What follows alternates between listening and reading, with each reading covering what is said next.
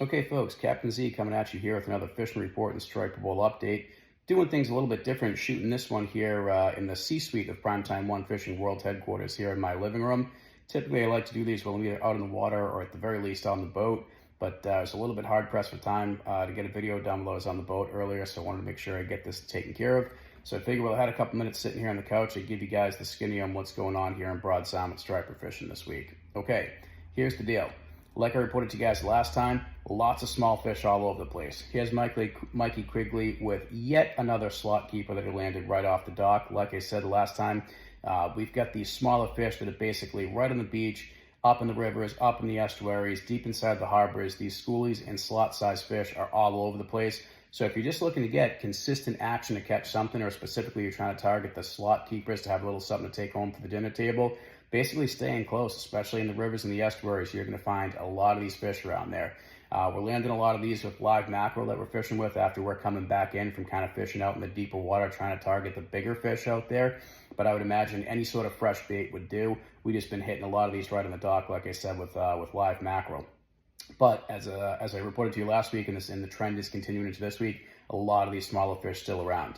I think I also told you last week that we are starting to see some of the bigger fish finally move into Broad Sound, which is dramatically late in the season. These fish should have been around for well over a month by this particular point, but the trend is continuing. We are still seeing these bigger fish move into the area.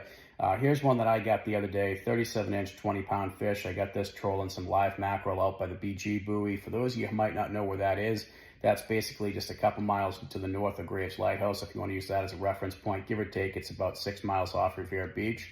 And water out there is about 100 feet. There's plenty of mackerel out there in that deeper water, and that's where I got this particular fish. But I'm also hearing some guys are taking some sizable fish moving in a little bit closer as well. So we're seeing more of these fish show up. They are kind of creeping in a little bit closer to shore. That's not necessarily a bad thing. But check out what's also going on out there. If you take a look here real closely, and if you blink, you're going to miss it. That is a probably 200-pound class bluefin tuna crashing on a school of mackerel right there on the surface.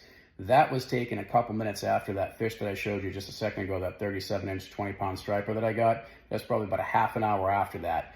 These tuna are now coming in, and they are just pounding these big schools of mackerel that are out there. And which is another thing that's crazy, is that the mackerel usually will tend to thin out and go offshore into the deeper water this time of year as the water gets warmer, and the water has kind of finally hit its seasonal averages, which is another thing that I reported to you guys last time around. You know, the water was a little bit cooler here earlier in the season, but the water temperatures have definitely hit their seasonal averages. And with that being said, the mackerel are still sticking around, and there's so many mackerel out there. It's just insane how many mackerel that we're seeing, that these tuna are coming in and they're crashing those schools of mackerel, and we even have schools of pogies around too. I haven't seen any pogies up on the surface. All the pogies that I've been seeing have been down deep. I've been marking them either mid-water or down towards the bottom on the machine. I haven't seen anything that I can really throw the snag hook at quite on the surface just yet, but I'm sure that's probably going to happen here pretty soon. But these big tuna are out there. Like I said, this one was out at the BG buoy, and I actually got a report from Jay Sagaz the other day, who told me that he saw some tuna breaking basically right at Seal Harbor there, which is just off of Winthrop Beach. And he said he was seeing them in as little as about 30 feet of water, very similar thing to what I showed you a second ago. He just said the mackerel right there, the bluefin tuna were crashing on some sort of bait fish, mackerel, possibly pogies. They were right up on the surface. So as crazy as it sounds, we've got some stripers moving into the area, but we've also got some bluefin tuna out there. And for those who've been fishing this area the past few years, you know that the tuna have been around, but it looks like we're seeing that trend continue. There's definitely some tuna out there too.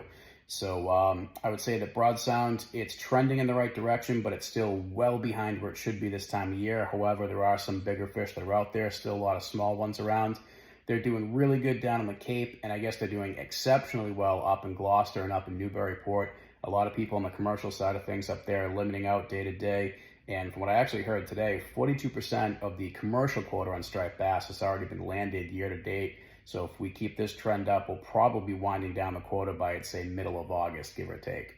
So there's definitely some stripers out there, but just doesn't seem like there's a ton of really big ones out there in Broad Sound. But again, they are trickling into the area here a little bit, but so those bluefin tuna, so keep your eye out for them as well.